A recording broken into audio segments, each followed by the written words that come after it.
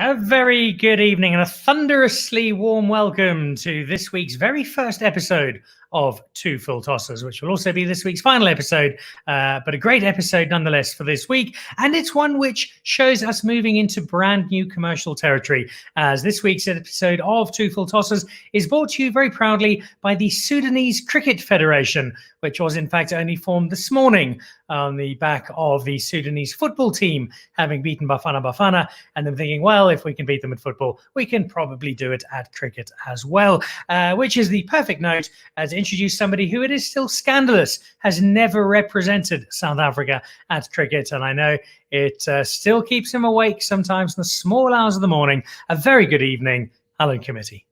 Dan Nicholl, thank you, sir. You're quite right. I barely represented my school at the time of playing for my school, and yet I still dream. I dream every night of representing my country at cricket. I'm 47. Those dreams haven't dwindled, not one iota. And on this day, Monday, in a month which I think has 419 public holidays, which just drift quietly into more holidays and then more holidays on top of that. I'm so happy to spend some time with you in the company, I hope, of an interesting guest. I don't know who yet, but I'm kind of excited. And to talk things cricket. Indeed. And to talk representing your country, because, Alan Committie, I think that it could still happen. Now, whether it's possibly on the field and you become the Skulk Brits of cricket, I'm not sure. But there is a gap for you. And I'm going to introduce that gap in just a moment, because it's something you and I feel very, very, very passionate about. But before we do that, 82% of the people who tune in on a weekly basis do so to find out who our weekly Alan's Lost Legend is. Now, you don't tell us until a little later. The excitement mounts and bubbles as the show unfolds, but let's get a first glimpse of this great cricketer you've dug up. And I have... There he is. Look at that. Now, this man is no Lee Barnard, and yet he is a lost legend from a team that I supported growing up and loved. A fantastic, well, was he a bowler or a batsman? Maybe you know. Why don't you... put your guess or your answer into the little chat box, and we'll find out a little later who this lost legend is. Oh, look, he's got a fabulous tie, which I always feel is a very good start. Your tie is a remarkable one as well, sir. Look at that. Beautiful. Yes, thank you. We're worn specially for a great occasion, because I'm truly excited about our guest this evening. I'm going to introduce him very shortly. Before we do that, before we even talk about the week's cricket and the Dolphins and the Titans and India and England and Dean Conway versus Bangladesh, the Members' Council versus the interim board. Now, we're not going to get into the politics of this, because it would take us weeks and weeks and weeks and weeks. But I think the time has come, and I feel most South Africans would agree with us, Alan, that the time has come to get rid of both of them, get rid of the board, get rid of the Members' Council, and simply have a cricketing benign dictatorship run by you and me together jointly. I cannot see a better solution to the impasse that is cricket in South Africa. You see, you only speak truth, you speak wisdom. You're absolutely right. What I would allow as my first act, with your agreement, of course, is for the rest of that board, or whatever we'd call ourselves, the council, would be the women's Proteas side. The only people at the moment are playing any decent cricket. And if we haven't congratulated them at least once this week, we should do it right now on this Monday night for whatever they've done. They've probably done nothing, and yet it's still brilliant. Well, as a parent, I felt there was actually a need for a name change. And so I was at Home Affairs this morning. In fact, I'm actually still outside Home Affairs at the moment, but I've got most of it done. And so I've officially changed the name to Shabneem Mignon Laura Lara Ayanda Nicholl, and I've got a very happy son as a result. He is, and I think it's going to bode well for his future. I'm a little emotional, actually, just hearing that. That's unbelievable. Well done, you. Look, we're going to pick this up in more detail next week, because I've got a whole bundle of ideas, getting cricket back into the Olympics, more away tours to the West Indies. I think very, very important. We don't see nearly enough cricket being played in some of the bigger centres like Beaufort West, Beaufort East perhaps, Beaufort Northwest, which is very underrated, and in fact Beaufort Southeast, which is very high or perhaps low and slightly to the right of my agenda. So we're going to work on all of that next week. But let's get some actual cricket and the magic and intrigue and mystery of 5-day cricket over 3 days, when the first 2 days are rain. You called it, you said in Durban, it'll get light at 11:10 and get dark at 26 minutes past 11. And that was about it. And yet still we get a result. It is magical. Well, to be fair, when we mentioned it in last week's episode, I didn't really realize the 4-day final was over 5 days, which strikes me as a bit strange. You don't play the T20 final as a 1-day international. It strikes me as a bit silly, but I liked it because ultimately it gave us a result. We only need 7 hours of actual playing time, in which if Border was playing, of course, they'd have been bowled out 14, 15 times over. But because it was the Titans, they only managed to get bowled out twice. And so well done, the Dolphins, them. They've had a fabulous season. Wonderful to see spinners doing so well. Not quite so wonderful to see batsmen completely unable to play against spinners, but these are small things we can work on and we can develop. We've got an army of people watching. Michelle Carnos wants to know, can there be cheerleaders? Right, well, Michelle, you are now, I think you can now be on the board. I think that's a reasonable question to get somebody onto the board. And also saying that I love that everybody's watching Girl, except for Eric Scoble. There we go. Eric Scoble, who's watching as well somewhere in the southern suburbs of Cape Town in a car that probably doesn't belong to him. Okay, so that was our 3-day, 5-day, 4-day finished final, which wasn't remotely confusing. India clean sweeping England, and I think it's sort of kind of partly the result we wanted. It was. And again, as we've said many times on this program, it gave me great pleasure yesterday, because I watched a lot of that game, to oscillate between hoping India would lose from a winning position and that that England would lose from a better losing position, and then finally that both sides would lose. And then when they finally did win, India, it was the better result, even though it made me slightly irritated. But England losing made me very happy. So all in all, a good viewing day. And well done, England, on not winning, on not winning anything, which is, I think, right. All right. Well, as you said, we were a very neutral platform, and they lost everything. So we are completely neutral and dispassionate, and we congratulate them. And speaking of neutrality, Bangladesh versus Dean Conway, our system supporting cricket around the world is going marvelously. Absolutely. And what a thrill to know that we are playing cricket. South Africa are still playing cricket almost every day somewhere in the world and doing extraordinarily well. We send out heroes and they don't disappoint, not one bit. And Bangladesh as well.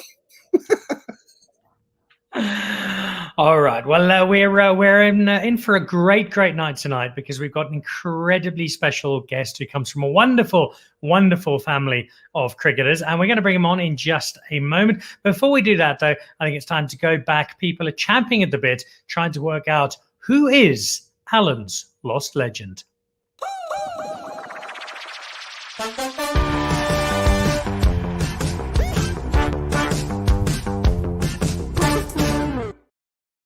There he is. He plays for the same side as our guest did many years later. And in fact, our guest's father would have been in the same mean machine in the 80s and perhaps early 90s. This, of course, is our lost legend this very Monday. It's none other than Hollywood star. And he does look at Neil Radford. Yes, Neil Radford. There he is. Oh, someone called that out. Good for them. And Neil Radford, of course, fantastic fast bowler, used to open the bowling for the mean machine back in the 80s, of course, played for England. There he is in action. Who could ever forget that action? Languid arms. And look at him. He looks like the cross between John Stamos from Full House and David Hasselhoff. If they had had a child, it would be Neil Radford. And not only a brilliant bowler, but also able to wield the mightiest of long handles. I remember on many occasions watching him in action and smashing balls to all sides from, I think, a number 9 batting position. I think he batted as low as 9 or 10 in that fantastic side. Neil Radford, he's no Lee Barnard. Let's be clear about that. But he is this week's lost legend. And a fabulous legend of the game of cricket is. And he also shows us, Alan, just the art of the lost mop of hair. Now we have these kind of self-inflicted crew cuts. I don't know what Faf du Plessis is doing half the time. And it's just having that huge, luxuriant, clearly well-conditioned Buffon. I have this image of Neil Radford going off after bowling 8 overs just to have a light conditioning, and back on he comes. Now where is that today, I ask you, Alan Committie? We're here today, gone tomorrow. I don't know what it is. It makes me sad, the condition of the hair.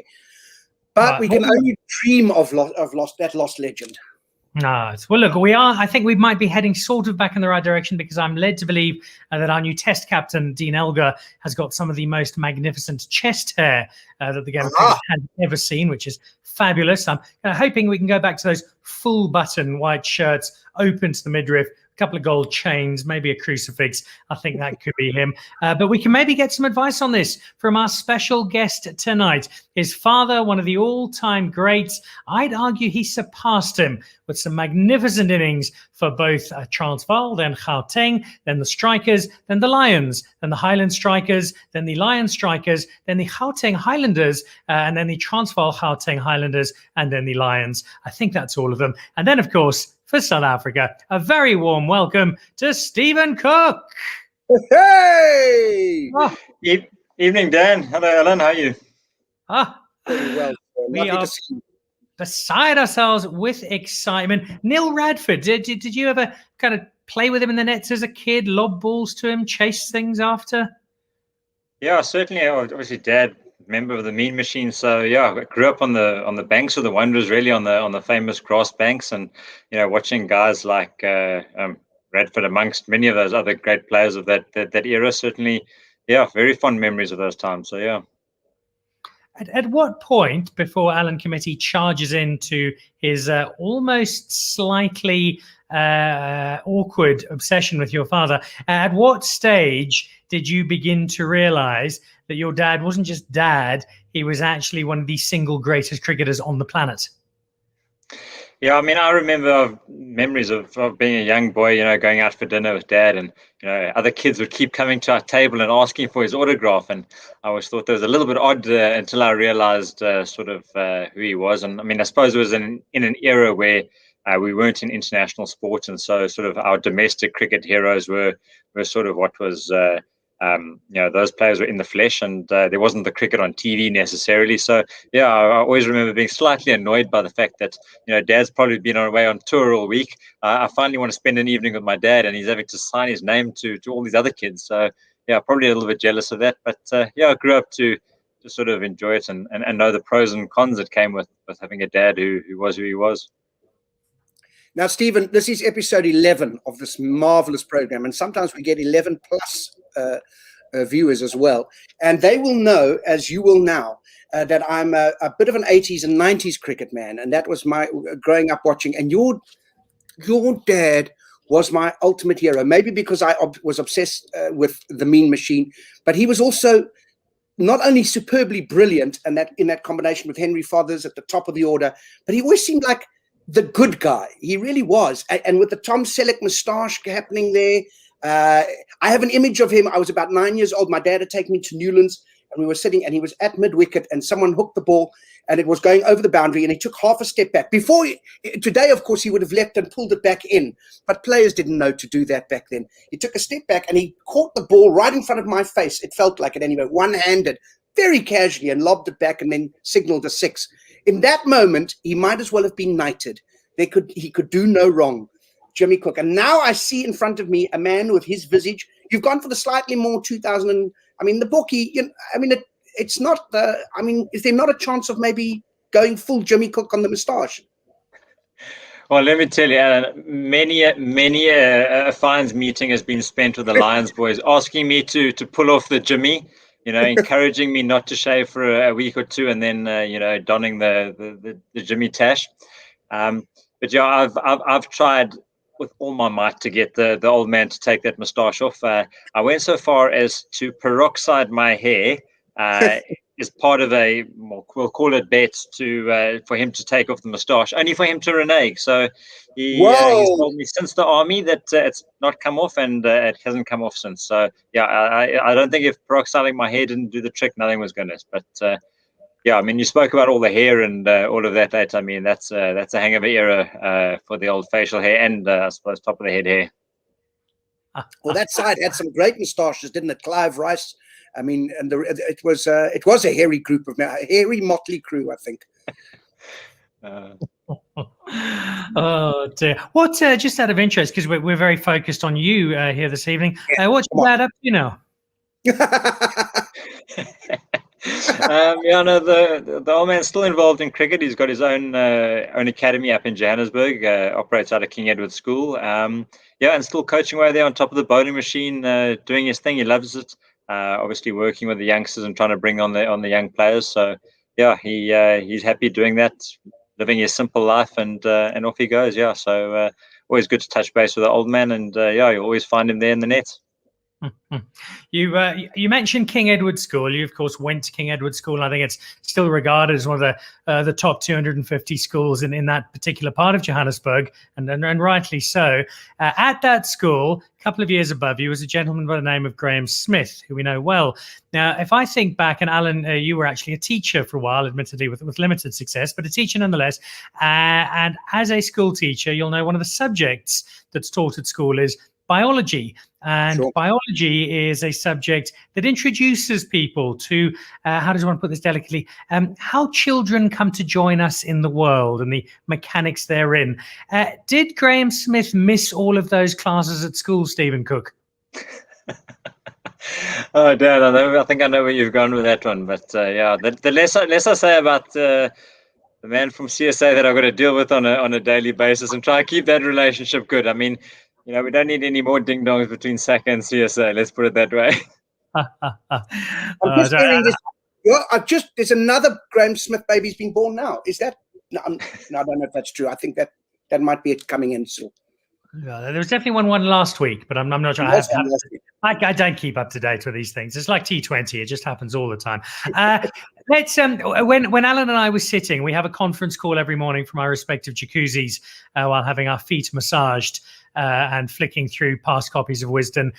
We talked about why we love Stephen Cook, and obviously the first part is because you're Jimmy's son. The second part is because Jimmy's your dad, and then the third part is because we really, really love Jimmy Cook. But then we got on to why we love Stephen Cook, and we remembered in particular that record-breaking innings of yours, Stephen, that 390 glorious runs made over the space of 8 months, batting at the crease in glorious Technicolor splendor. And what we loved about it was, I remember we watched part of it together, and we went and had a round of golf, and then we came back, and then we actually went on a short holiday to Mauritius together, and we came back and you were still going, and you were just timeless at the crease. And I think that, Alan Committie, that is why this classic cricketer, this opener who could bat for weeks on end without really seeming to do much but still be there, was just why he's one of our all-time favorite cricketers, Alan. There's no doubt about that. And that innings alone, extraordinary. You put Terence Lazard to shame. You put Shivran Shandapul to shame. To occupy a crease with that kind of concentration, extraordinary. Tell us about that innings. What do you remember? Why? 400, you were 10 short, but still 390, extraordinary. Tell us. Well, I can't believe I didn't get picked up in the IPL auction after that. I mean, if ever there was an audition, surely. No, it was an incredible couple of days, and you laugh about the 400, but it speaks to the never satisfied attitude probably of cricketers and of batsmen and of humans in general. I remember distinctly walking off there being disappointed I hadn't got 400. An incredible couple of days. Most of it sort of blurs into a blockathon. At Buffalo Park, certainly good memories. But if I think back to those days, the first 30 or 40 balls I faced, I could have got out any ball. It really was like that. So yeah, I look back now as sort of one of those milestones in your career, and something I hope someone goes on to break. Hopefully they don't bat as long as I had to. But yeah, certainly something I'm very proud of, and one for the memory. What do you think about for those 14 days? Yeah, I tell you, well, a part of it was that we'd fielded for 1 2/3 days before I even went into bat. The Warriors had put on 500 and plenty. Ashwell Prince got a big 100, and a number of other guys. So I was virtually on the field the entire game, barring the last couple of overs on day 4 after I got out before it rained. But yeah, your mind just goes into. I mean, athletes always talk about being in that zone, and I think for the large part it was. I mean, I can't remember large parts of that innings. Obviously you sort of remember a couple of the milestones and a couple of things as you go along, but certainly it was really pretty blurred. And I mean, I certainly enjoyed the tussle. I mean, it was quite a good bowling attack that day. Makai Antini, Lonrowa Sotsobe, Rusty Turon, Johan Buerta. Wow. So it certainly had the tussle.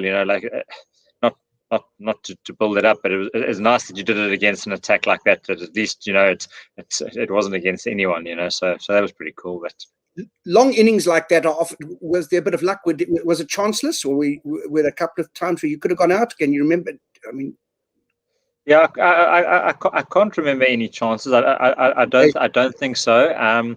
I just remember, I was not out just over 200 going into the last day, and the plan was we were going to declare overnight and try and set up a game. And literally 20 minutes before we were going to go back on, Dave Nosworthy, who was coach, said no, they're not interested in setting up a game. We're not declaring on you. And I thought, what an opportunity! I've never had that where they're not going to declare. He said just go and bat. And yeah, I mean, shared a partnership with Tommy Tsolekele that day.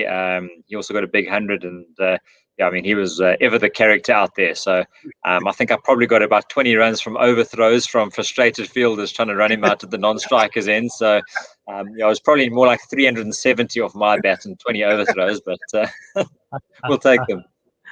Oh, it remains an extraordinary innings for so many reasons, but possibly there is one other that you'll remember even more fondly. Take us back to that long overdue Test debut. And like Alan and I both thought you should have been picked in Standard 7, but instead it was a few years later than that. 16 seasons in, out you go against a very strong England team, and you get 100 on debut. Talk us through the memories of such a special occasion.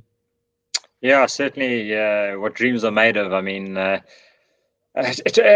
suppose it spoke to my perseverance and that not giving up. I could have easily have thrown it in or what have you, but to get my debut even at that age, and I was more than aware that it was the last Test match of the summer. It was one of those, you've been picked off some good form, and if it doesn't go well, you're probably one of those one Test wonders who plays one Test and the next season rolls around and they pick the next young guy.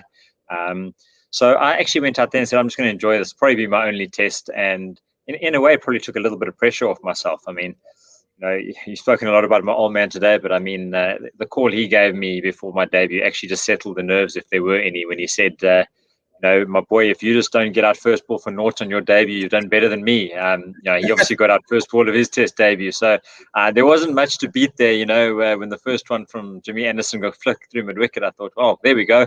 There's a win.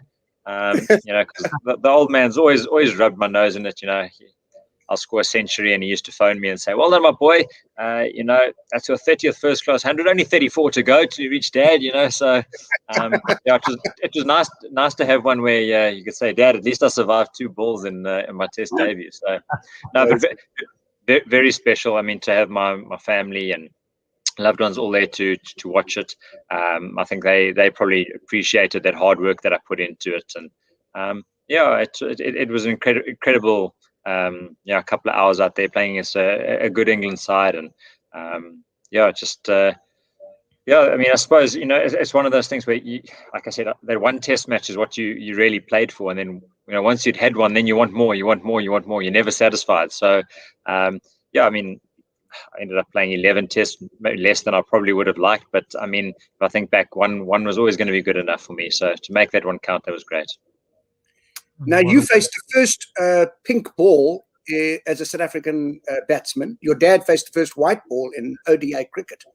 So it's quite a nice little... Is that true? I've read that somewhere. There is some devil in the detail, I think. I can't remember it offhand, but I was the first pink one. Then there was...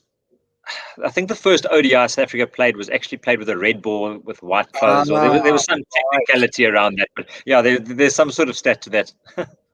That's great. Did you always open at school as well? Was that always your position? Yeah, pretty much. 3 also early on. I was actually a wicket keeper in primary school.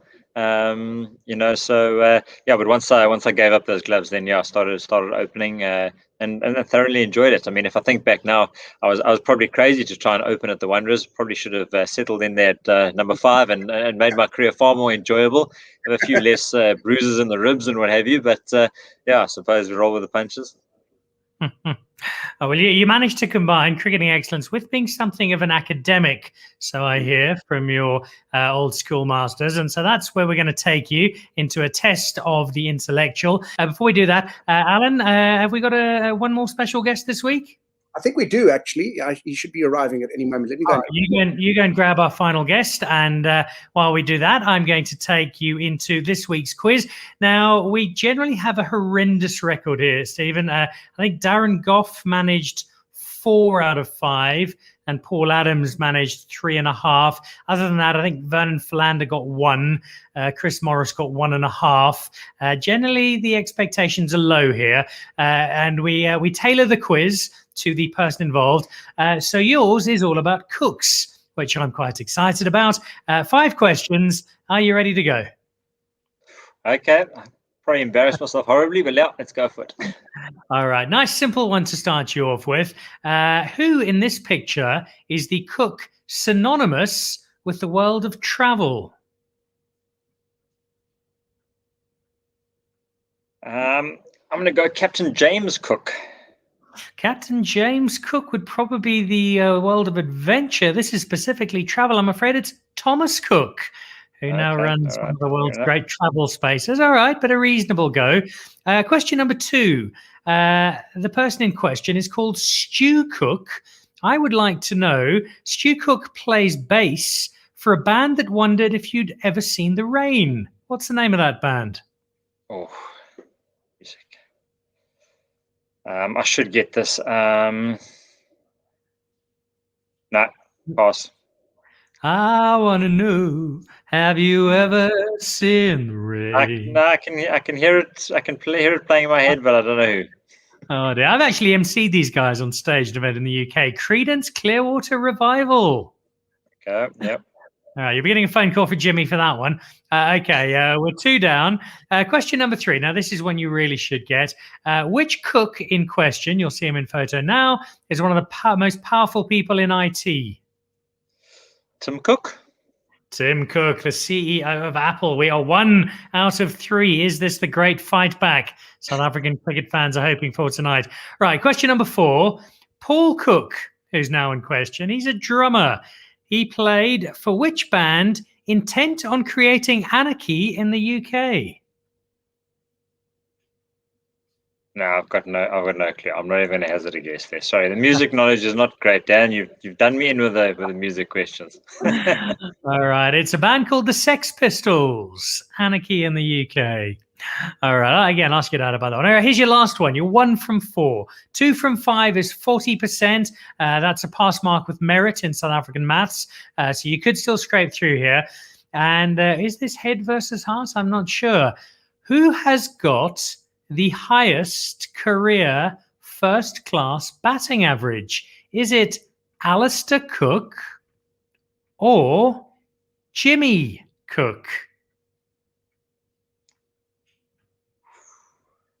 Highest first-class batting average. I'm going to go for my old man. I reckon my old man's, yeah. All right. Well, you probably had to go either way. So Alistair Cook finished with a first-class average of 47.79, which is exceptional. Jimmy Cook finished with an average of 50.58. 50 and a little bit, yeah.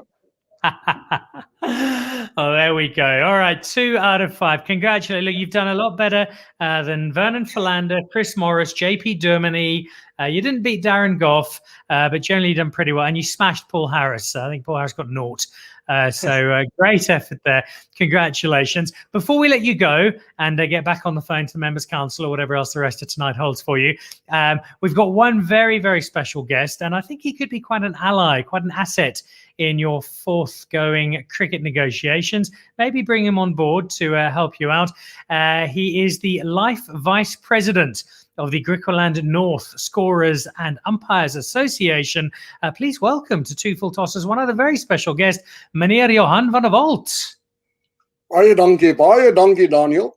Thank you. It's lovely. Let's pluck some my teeth. It's lovely to see you, Meneer Cook. I'm a great fan. You know, I watched all of your stuff, and to be now in your presence, even if it's only digital, don't laugh for me, Popo. Please give me a chance as well. You know, to be in the presence of someone who was knighted in the services of cricket, and to have had such a wonderful career for England over so many years. You know what I mean? It's not often that we get to speak with someone so beautifully English and who represents all that is the United Kingdom. Tell me about your career. Yeah, I mean, I've always loved being a left-handed opening batsman for England. You know. Hold on. Is it not? Jammer. No, sorry. You're Stephen Cook, aren't you? I'm so sorry. You're quite right. This is deeply embarrassing. All right. Well, keep going. Tell us about being a left-handed batsman. It's going to be interesting either way. Yeah, I mean, you know, who'd want to be a right-handed opening batsman anyway? I mean, you know, you don't have to deal with that rough outside the left-handers off stump. I mean, you know, you keep getting given out, not out LBW all the time. I mean, yeah, I'd much rather be left-handed. I mean, even if that juke ball does swing around a little bit. I like your thinking. That are exactly right. Look, now listen for me. You are one of my heroes. It's fantastic to see you. What are you doing now, Popo? Because there you were playing cricket. I think it took you 19 seasons to get that 390. Finally, you finished the innings. They could pick you for South Africa. There you were. You did so marvelously well. No, what gebeur nou met Stefan Cook? Can you have your cook? Do you still eat it? What happens? Where are you in the world? Yeah, I'm still involved in cricket, just not in the actual playing side. I'm now working with SACA, the Players Association. SACA, cricket SACA operations and playing. Oh no, sorry, again? No, it's different. No, I misunderstood for yourself. Yeah, you must maybe it's your teeth. Yeah, with SACA, with the Players Association. So yeah, trying to add back some value into the playing space, looking after the game, looking after the players, and yeah, trying to navigate for the game for the future. So yeah, thoroughly enjoying that. Yeah, I mean, passionately love the game of cricket, but yeah, certainly the playing days are over now. So yeah, that's what keeps me busy. Living in Cape Town, so yeah, I've got that mountain and all that to look at. So yeah, a big departure from the days of the Wanderers.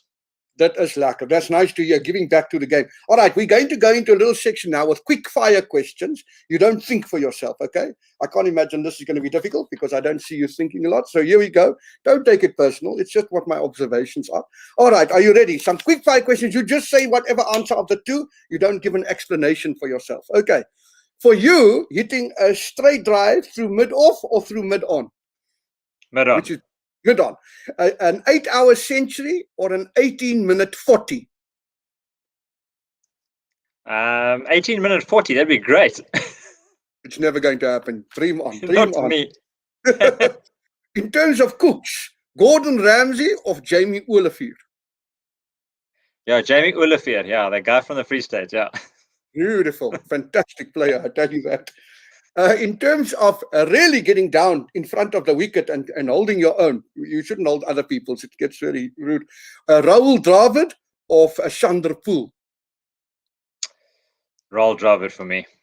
Oh, always. 100 of a 10-fer, because you used to turn your arm over. I saw for you. Which would you prefer? Oh, 10-fer, any day of the week. Gee whiz, that'd be unbelievable. What were your best bowling figures? Do you know offhand? I got 3 wickets once. I don't know. I feel sorry for those poor gents. I can't even believe that happened. Bliksem. All right.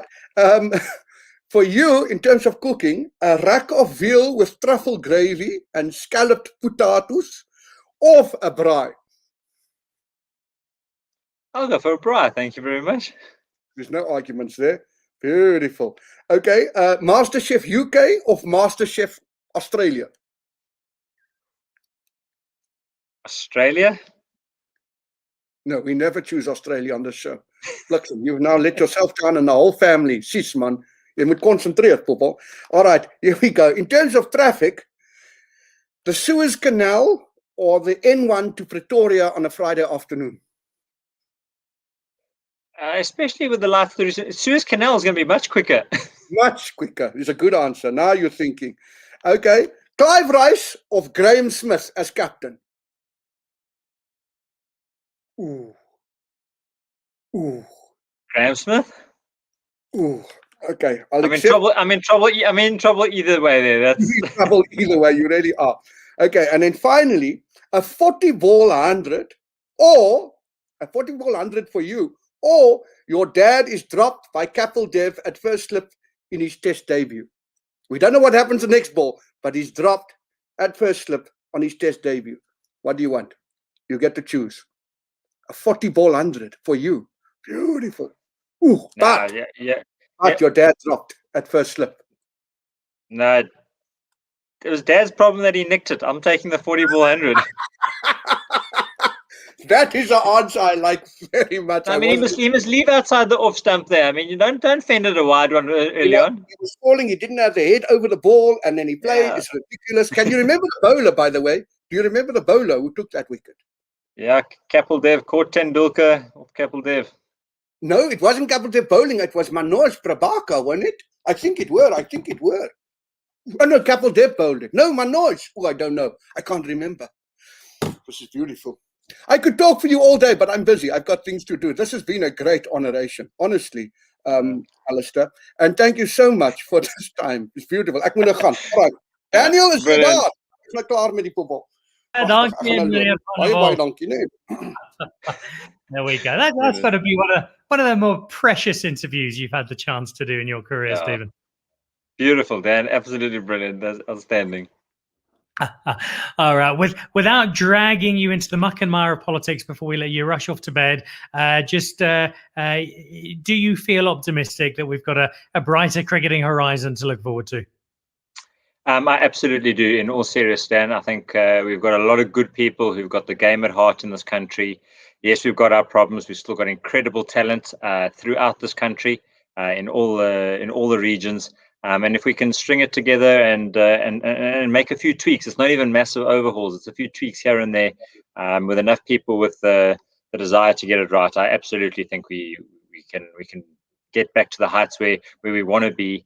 And as I say, yeah, they're good people. I see them every day. That they're trying their utmost, and one or two things go away, and we can be there. I mean, you mentioned at the top of the show, the women. I mean, they're showing what can be done, what can be achieved. That tour of India has been fantastic, and we just got to keep going from strength to strength with that. And but yeah, I certainly am optimistic. I'm not certainly taking away from the problems that we've got, but I'm quietly optimistic. I'm a firm believer in this game is bigger than all of us, and this game will persevere above all.